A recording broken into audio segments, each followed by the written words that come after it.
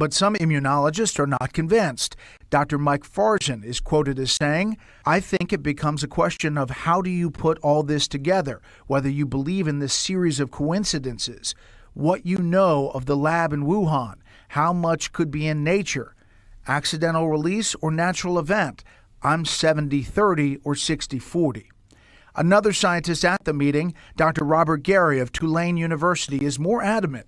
Quote, "I really can't think of a plausible natural scenario where you get from the bat virus or one very similar to it to nCoV, where you insert exactly 4 amino acids, 12 nucleotide, that all have to be added at the exact same time to gain this function. That, and you don't change any other amino acid in S2. I just can't figure out how this gets accomplished in nature. Of course, in the lab, it would be easy to generate the perfect 12-base insert that you wanted." Fauci and others point to evidence the virus may have originated in a seafood and wild animal market in Wuhan. But any scientific consensus is complicated by the market being shut down and scrubbed clean by Chinese authorities. With crucial evidence destroyed or hidden from international scrutiny, outside access to the lab is also restricted. Dr. Gary later says a consensus is reached among the experts on that call.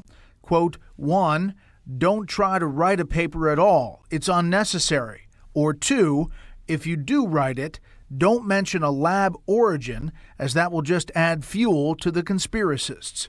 On that call, Fauci and his boss, NIH Director Collins, are again told about separate State Department warnings about lax safety protocols inside the Wuhan lab. It's unclear whether those warnings were expressed to White House officials. Nevertheless, despite the conflicting evidence presented by the virologists at that meeting, Collins seems convinced.